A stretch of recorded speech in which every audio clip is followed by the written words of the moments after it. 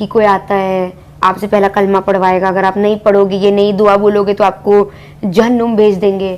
تو میں نے کہا لیکن آپ نے تو کہا تھا کہ اللہ بہت معاف کرنے والا انسان ہے, تو کیسے کسی انسان کو زندگی بھر کے لیے جہنم بھیج سکتا ہے؟ ایسے کیسے ہو سکتا ہے, ایسا کیسے ہو سکتا ہے؟ تو لوگ اللہ پر ایمان لائیں, کہیں کہ ہمارا رب اللہ ہے, جی بالکل, پھر اس پر جم جائیں. جی ان پر فرشتوں کا نزول ہوتا ہے.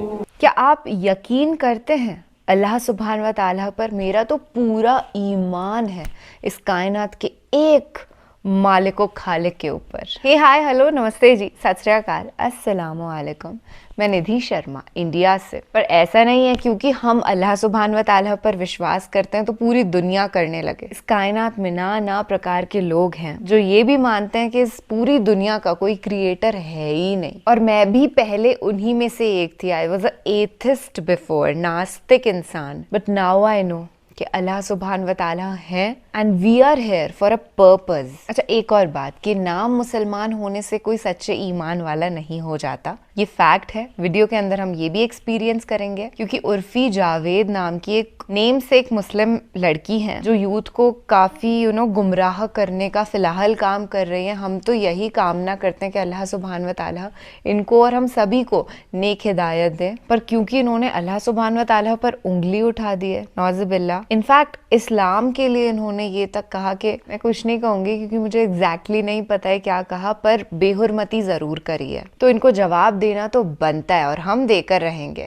انفیکٹ ڈاکٹر اسرار احمد صاحب ہیں جو بہت بڑے اسلامک اسکالر ہیں. میں نے پہلے بھی کہا ہے پھر کہوں گی, صدیوں میں ایسے کوئی نیکی کا پیغام دینے والے انسان پیدا ہوتے ہیں, اور ہم فارچونیٹ ہیں کہ اللہ پر وشواس کرنے کی رلا دینے والی ویڈیو ہم دیکھنے والے ہیں. سو الحمدللہ فار ایوری تھنگ. آج کے ٹائم میں نا ہر کوئی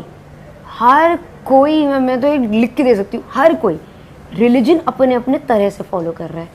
جیسے اسلام جب بنا تھا 2500 سال پہلے, 2000 سال پہلے, ویسے کوئی فالو نہیں کر رہا ہے, کوئی بھی نہیں. کوئی ایک بندہ نہیں ہے جو مجھے آ کے بول دے کہ میں بالکل ویسے ہی فالو کر رہا ہوں جیسے 2000 سال پہلے آیا تھا, آ کے بتا دے.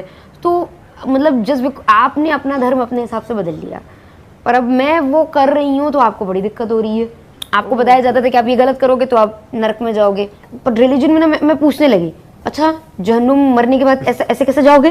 اچھا پھر بتاتے ہیں نا, مطلب میری نانا نانی سب کہ کوئی آتا ہے آپ سے پہلا کلمہ پڑھوائے گا, اگر آپ نہیں پڑھو گے یہ نئی دعا بولو گے تو آپ کو جہنم بھیج دیں گے. تو میں نے کہا لیکن آپ نے تو کہا تھا کہ اللہ بہت معاف کرنے والا انسان ہے, تو کیسے کسی انسان کو زندگی بھر کے لیے جہنم بھیج سکتا ہے؟ ایسے کیسے ہو سکتا ہے, ایسا کیسے ہو سکتا ہے؟ ان کے پاس کوئی answer. I was born into very conservative Muslim family, تو مطلب قرآن پڑھوانا, اردو عربی کلاسز, نماز سیکھنا, یہ وہ, but I was never interested, I never believed in it. بس ہے تو ہے, ہر ریلیجن کا یہی ہے. اب یہ ہے تو ہے, اور آپ پوچھو کیوں, نہیں پتا. اب جیسے اسلام میں میوزک نہیں زیادہ سننا چاہیے, کیوں؟ I want to know why. There's no reason for it. بس حرام ہے. کیوں حرام ہے؟ جو لوگ اللہ پر ایمان لائیں, کہیں کہ ہمارا رب اللہ ہے, جی بالکل, پھر اس پر جم جائیں. جی ان پر فرشتوں کا نزول ہوتا ہے.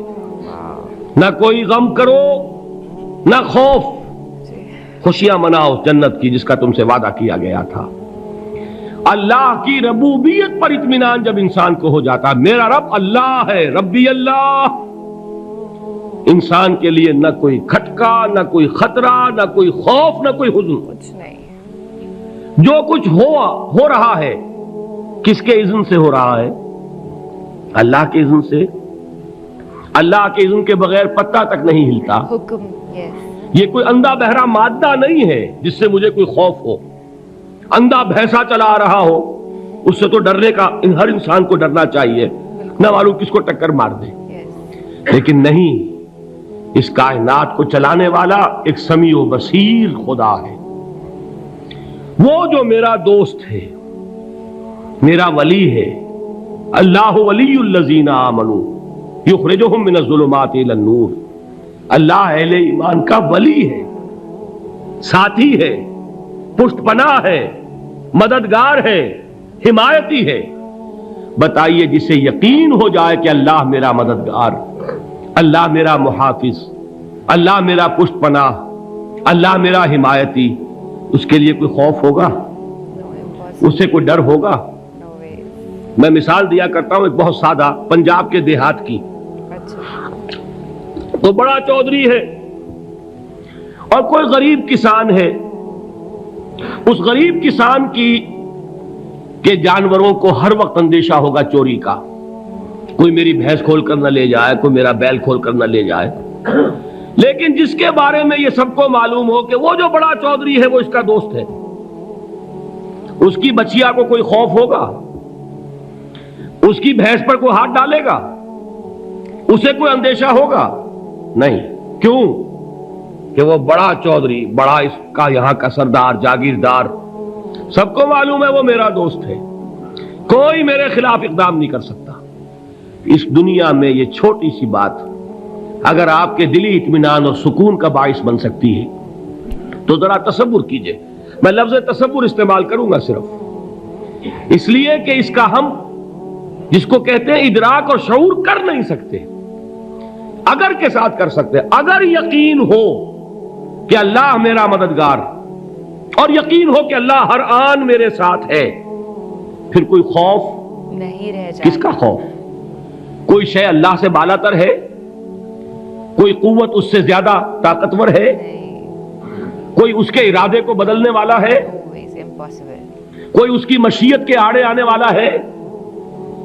یہی بات ہے جو حضور نے فرمائی. یہ ایمان کا حاصل ہے لب لباب کہ دیکھو اچھی طرح اس بات کو ذہن نشین کر لو.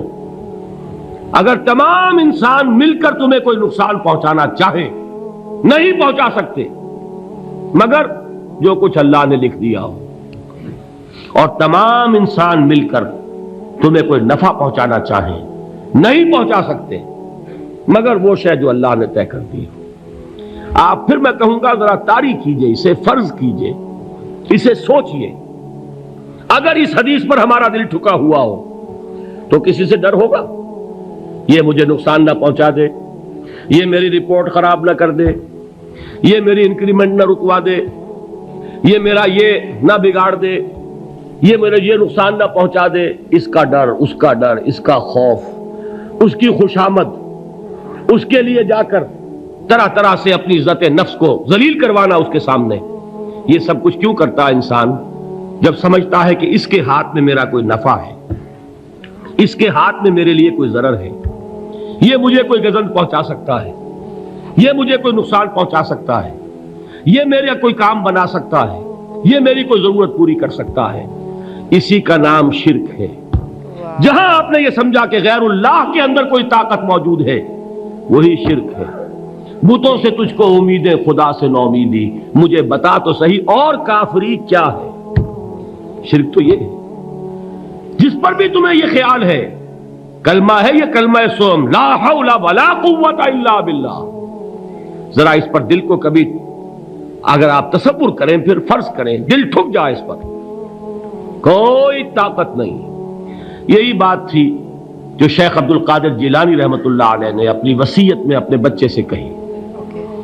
11ویں دینے والے ہیں لیکن حضرت شیخ عبد القادر جیلانی کی وصیت اور تعلیمات کو کتنے لوگ ہیں کہ جانتے ہو؟ یہ جن مقامات تک پہنچے ہیں وہ کس چیز کی بدولت پہنچے؟ انہوں نے جو پیغام دیا وہ کیا تھا؟ اے میرے بچے, جس طریقے سے قرآن مجید میں حضرت لقمان کی نصیحتیں جو ہے نقل کر دی گئی ہیں, میں یہ عرض کروں گا بالفرض اگر قرآن حضرت عبد القادر جیلانی کے بعد نازل ہوا ہوتا تو شیخ عبد القادر کی یہ نصیحتیں بھی قرآن میں درج ہوتی. اتنی اونچی نصیحتیں ہیں. اے میرے بچے اس حقیقت کو ذہن نشین کر لے, لا فاعل فی الحقیقت ولا مؤثر الا اللہ.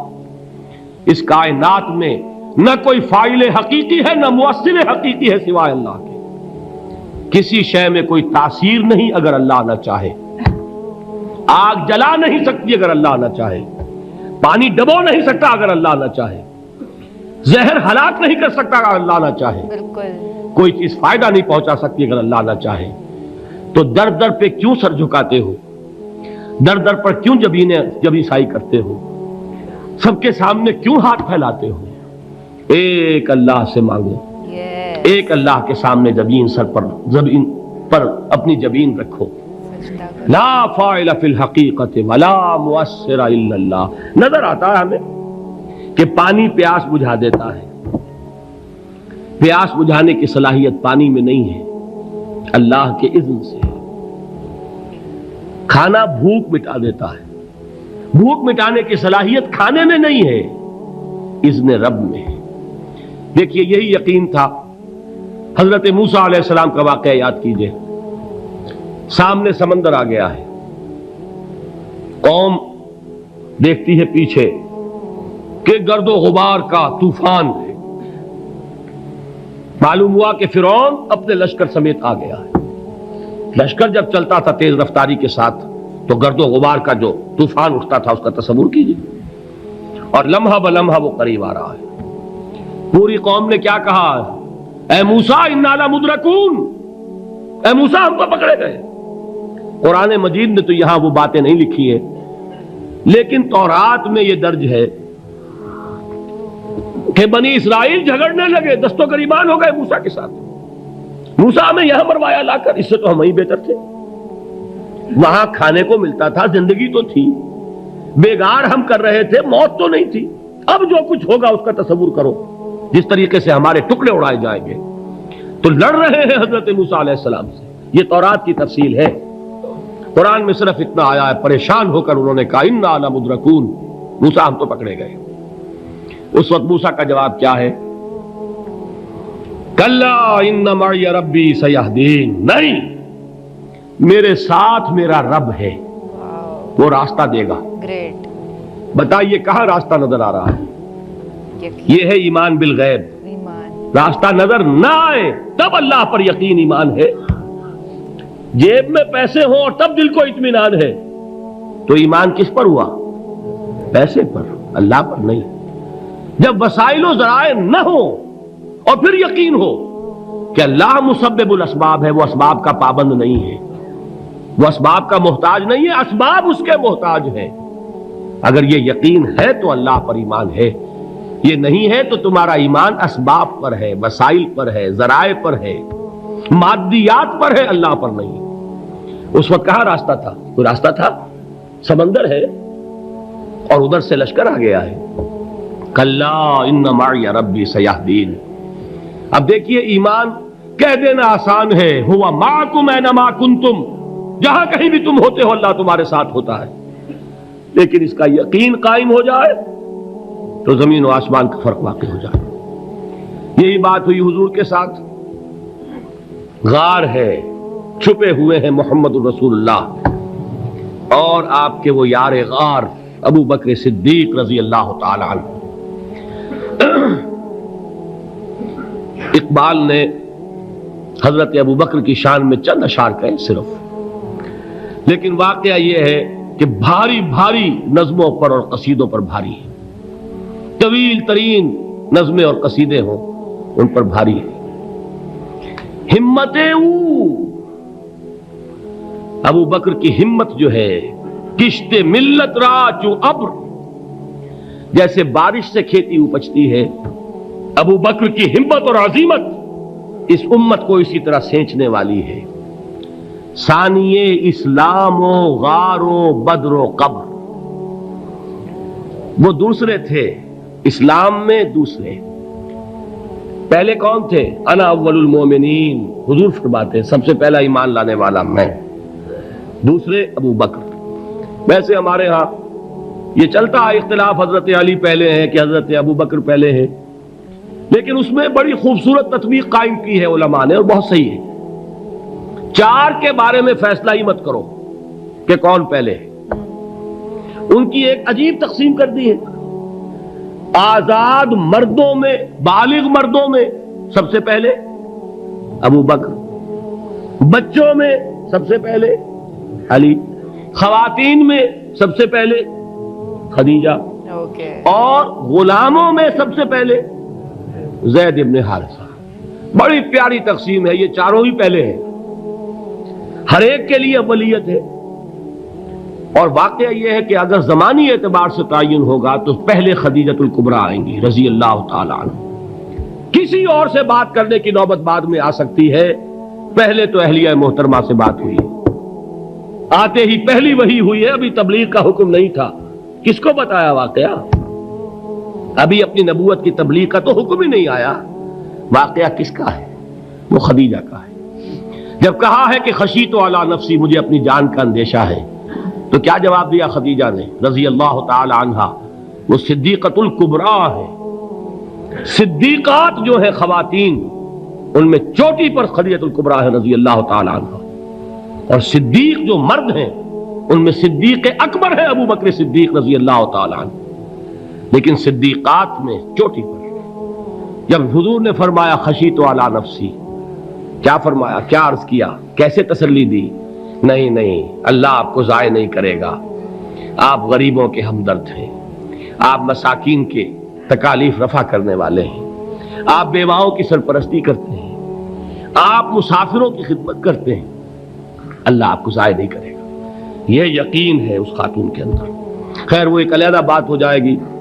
میرے دل پر حضرت خدیجہ رضی اللہ تعالیٰ عنہ کی شخصیت کا بڑا گہرا نقش ہے، جو وہ کوئی اور ہی وقت اور موقع ہوا تو بیان ہوگا.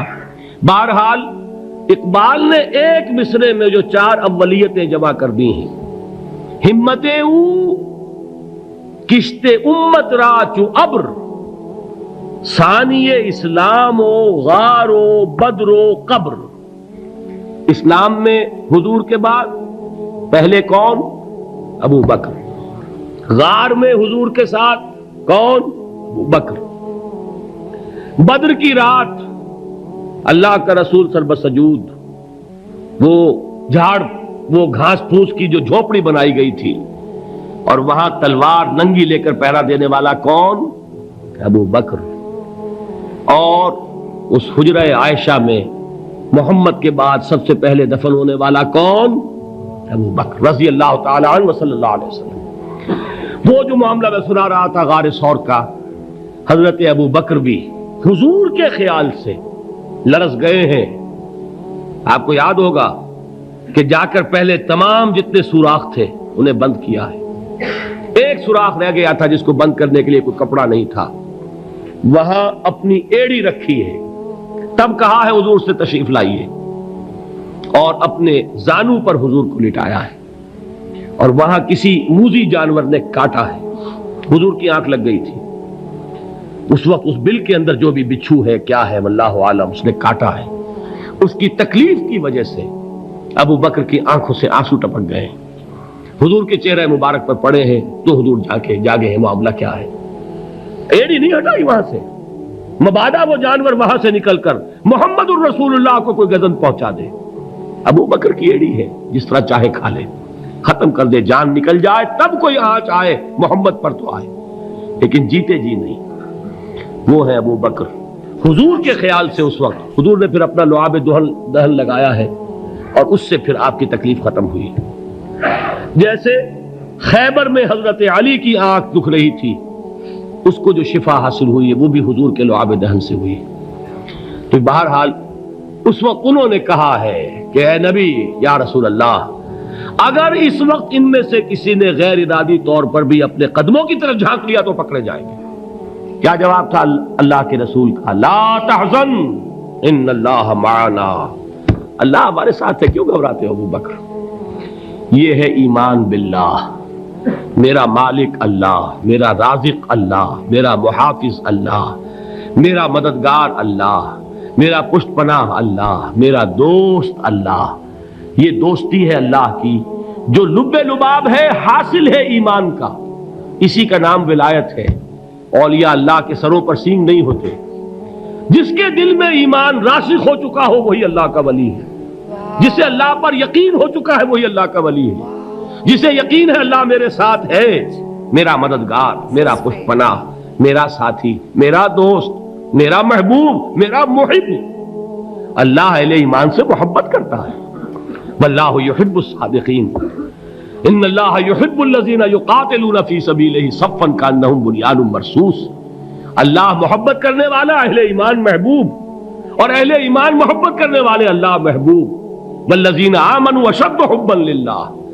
آپ تصور کیجئے جسے یہ رشتہ ایمان یا رشتہ ولایت حاصل ہو جائے، الا ان اولیاء اللہ لا خوف علیہم ولا هم یحزنون. آگاہ ہو جاؤ، اللہ کے دوستوں کے لیے न कोई खौफ है न कोई हुज़्न है। जिस इंसान को ये वीडियो देख कर के रूहानी सुकून मिला है ना, समझो कि वो ईमान वाला है, समझो कि उम्मीद बाकी है। और मैं तो बड़े गर्व से कहती हूँ कि मेरा ईमान है उस एक खुदा पर। जब ही स्टार्टिंग में इसरार अहमद साहब ने तकरीर के दौरान कहा कि जिस इंसान को ये आभास हो जाए ना हमेशा के लिए कि उसके साथ अल्लाह सुब्हान व तआला फॉरएवर है, हर टाइम है, तो फिर देखो क्या ही कहने इस बात के। कुछ वक्त पहले की बात है कि मैंने कुछ ऐसी बातें कही जो मुझे कहनी नहीं चाहिए थी। फिर जब मैं अकेले हो गई टू टॉक टू गॉड, अल्लाह की इबादत करने के लिए, तब मुझे रियलाइज हुआ कि वो मिस्टेक थी and I should not do it. और उस समय मुझे अल्लाह देख रहे होंगे तो क्या वो मुझसे राजी हुए होंगे? बिल्कुल नहीं। मैंने तौबा करा और इस बात को ठान लिया कि आज के बाद ऐसा नहीं करना। और ये हमें बार बार करना है। इंसान गलतियों की मूरत होता है, पर अगर अल्लाह सुब्हान व तआला के सामने सजदा करके आप तौबा कर ले, माफ़ी मांग ले, तो बड़े से बड़े गुनहगारों को भी माफ़ किया है। और हाँ, जैसा कि हमने उर्फी जावेद के कुछ शब्द स्टार्टिंग में सुने थे, उनके जवाब देने का अब कोई मतलब नहीं रह गया है। आई वॉज थिंकिंग कि मैं ना ये बोलूँगी, वो बोलूँगी, वो ऐसे कैसे कह सकती हैं, बट नाउ आई नो कि कुछ कहने की ज़रूरत नहीं है। हम तो बस यही दुआ कर सकते हैं कि अल्लाह सुब्हान व तआला उनको और हम सभी को नेक आमाल करने की तौफीक फरमाए, हिदायत दे। आमीन सुम्मा आमीन। अच्छा चलिए, आज के लिए बस इतना ही नहीं कहूँगी क्योंकि ये बहुत कुछ है। जिस भी इंसान ने इस वीडियो को एक मिनान से देखा है उसकी गारंटीड जिंदगी बदल जाएगी, सुधर जाएगी। और हाँ, हमारी सुधर रही है। चलिए फिलहाल हमको एक दूसरे को टाटा बाय बाय करना होगा और ऐसे ही बेहतरीन वीडियोस के साथ we are passionate to meet. और बड़े किस्मत वाले होते हैं जिनको ये मुलाकात करने का अवसर मिलता है, राब्ता होता है दीन की तालीम को, इल्म को प्राप्त करने के लिए। We are extremely lucky, trust me. चलिए अपना ख्याल रखिएगा और अपने सभी घर वालों की भी ना अच्छे से टेक केयर करना है, खुश रहना है और अल्लाह पर यकीन करना है। शब्बा खैर, शुभ रात्रि, अल्लाह हाफिज।